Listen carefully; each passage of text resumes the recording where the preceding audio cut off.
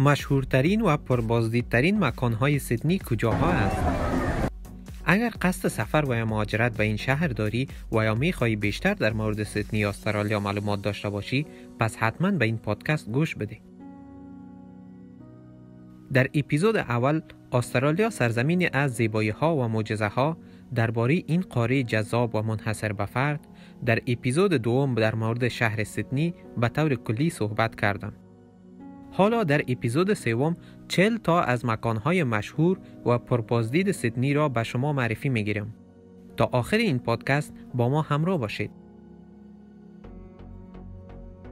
سیدنی اپرا هاوس یکی از نمادهای برجسته سیدنی که هر ساله میلیون ها نفر را از سر تا سر جهان جلب می کند. طراحی فوق‌العاده این ساختمان و موقعیتش در کنار خلیج سیدنی باعث شده تا یک مکان هنری و گردشگری بی‌نظیر باشد. سیدنی هاربر بریج، پل مشهور سیدنی که ارتفاع و زیبایی آن باعث شده تا گردشگران و علاقمندان به ماجراجویی به اینجا مراجعه کنند. امکانات برگزاری تورهای پیاده‌روی و اسکله‌های قایق نیز در این محله موجب افزایش تعداد بازدید کنندگان می شود. تارونگا زو، یکی از معروفترین باغوش‌های جهان با چشمانداز فوق‌العاده به خلیج سیدنی، این مکان با نگهداری از حیوانات خاص و برگزاری فعالیت‌های آموزشی جذب افراد مختلف از جمله خانواده‌ها و گردشگران می شود. Museum of Contemporary Art Australia، مرکز برای هنرهای معاصر و نمایشگاه‌های هنری جذاب در قلب شهر.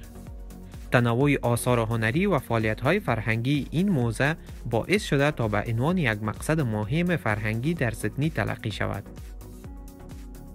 رویال باتانیک گاردن، یک فضای سبز آرامش بخش در مرکز شهر که با گیاهان استوایی و مناظر زیبا از لحاظ طبیعی جلب کننده است. این باغ با تعداد زیاد گونه‌های گیاهی و برگزاری رویدادهای فصلی محل برای علاقمندان طبیعت و گلها است. بوندی بیچ، یکی از معروفترین سواحل جهان که با موج‌های مطرح برای سرفینگ و فضای زنده‌وار خود گردشگران و علاقمندان به فعالیت‌های دریایی را به خود جلب می‌کند. The Rocks، یک منطقه تاریخی با خیابان‌های خیال‌انگیز و بازارهای محلی، معماری قدیمی، رستوران‌ها، فروشگاه‌های متنوع، این منطقه را به یک مقصد جذاب برای گردشگران تبدیل کرده است. Australian Science Museum، با بیش از نیم قرن تاریخ، این موزه به نمایشگاه‌ها و نمونه‌های از جانوران و فرهنگ علوم طبیعی استرالیا اختصاص داده شده است و با هدف آموزش و ترویج علم به بازدید کنندگان خدمت می‌کند. کینگز کراس، محله با شب زنده‌داری فراوان و رستوران‌ها، کافه‌ها و کلوب‌های شهری که شبانه روز پر از حرکت و جذابیت است. کینگزفورد اسمیت اینترنشنال ایرپورت، ورودی اصلی برای گردشگرانی که به سیدنی می‌آیند با تعداد زیاد پروازهای داخلی و بین المللی که اینجا عبور می‌کنند. آرت گالری آف نیو ساوت ویلز، یکی از بزرگترین موزه‌های هنری در استرالیا که آثار هنرمندان برجسته جهانی و استرالیایی را به نمایش می‌گذارد. ویکتوریا پارک، یک فضای سبز، زیبا و آرام در قلب شهر که برای پیاده‌روی، ورزش و استراحت جذابیت دارد. لونا پارک سیدنی، یک پارک تفریحی باز در کنار آب شهر سیدنی با بازی‌های سرگرم کننده و چرخه‌های بزرگ.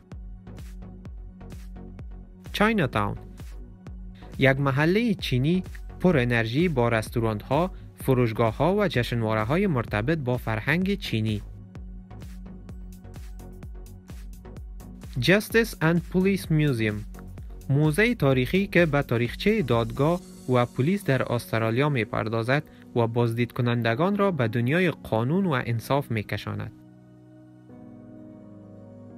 Sea Life Sydney Aquarium، یک تجربه فراگیر از زندگی در زیر آب با نمایشگاه‌های از انواع مختلف ماهیان و جانوران زیرآبی. سیدنی تاور، یک برج آیکونیک که از قله آن می توان منظره شهر و اطراف را به نظر بینندگان نشان داد. جولونونگ نشنال پارک، یک پارک طبیعی با مناظر دیدنی و مسیرهای پیاده‌روی زیبا که از اینجا می توان به شهر نیز نگاه داشت. منلی بیچ، ساحل زیبا با موجهای مناسب برای سرفینگ و یک زندگی شهری پویا و گرمابی. پیدیز مارکتس، بازارهای بزرگ در قلب شهر که انواع کالاها را از لباس و گردشگری تا میوه و سبزیجات ارائه می دهد. بلو ماونتینز نشنال پارک، یک منطقه طبیعی دیدنی با چشماندازهای فوق‌العاده و مسیرهای پیاده‌روی خیره کننده. Australian Museum of National History، موزه‌ای که به نمایشگاه‌ها و اطلاعات مرتبط با تاریخ طبیعی و جانوران استرالیا می‌پردازد. Golden Age Cinema and Bar، یک تجربه فرهنگی جذاب با تماشای فیلم در یک سینمای با شخصیت تاریخی. Government House New South Wales، یکی از بناهای تاریخی شهر که دارای باغ‌های زیبا و با تاریخچه مهم است. کوجی بیچ، یک ساحل دیگر با شنهای سفید و فضای آرام برای استراحت و ورزش در آب. Museum of Contemporary Art، یک مرکز هنری با آثار معاصر هنرمندان استرالیایی و جهان.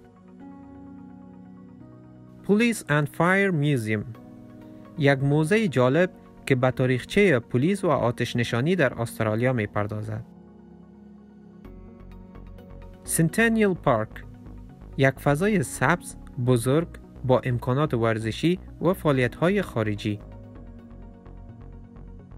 برونت بیچ، یک ساحل زیبا، آرام و با امکانات خوب برای پیاده‌روی و شنا. کاریج ورکس، یک مرکز هنری فرهنگی با اجرای نمایش‌ها، نمایشگاه‌ها و فعالیت‌های هنری. کپیتال تئاتر، یک تئاتر تاریخی با نمایش‌های بزرگ و تئاترهای میوزیکال. ویکتوریا آلبرت گالری، یک فضای هنری که آثار هنرمندان معاصر را نمایش می‌گذارد. The Grounds of Alexandria، یک فضای گلخانه‌ای و کافه طراحی شده به سبک هپ استر. استیت تئاتر، یک سالن تئاتر با معماری شگفت‌انگیز که میزبان نمایش‌های هنری و تئاتری متنوع است. National Museum of Australia، موزه‌ای که به نمایشگاه‌ها و موارد تاریخی و فرهنگی استرالیا می‌پردازد. لانگلاین سیدنی، یک پارک تفریحی که بازی‌های پرهیجان و مسابقات سرگرم کننده، تفریحی و جذاب را فراهم می‌کند. نورث هید، یک نقطه دید زیبا با چشماندازهای فوق‌العاده از ساحل و دریا.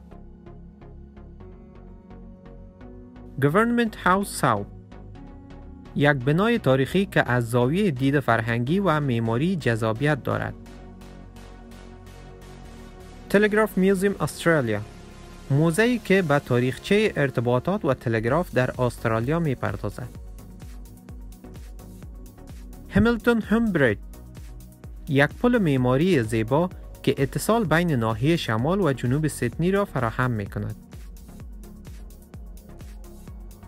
از شنوندگان پادکست ما برای گوش دادن به این اپیزود پادکست تشکر می‌کنیم و می‌خواهیم در اپیزودهای بعدی به بررسی‌های مختلف پرداخته و داستان‌های جذاب را برایتان تعریف کنیم.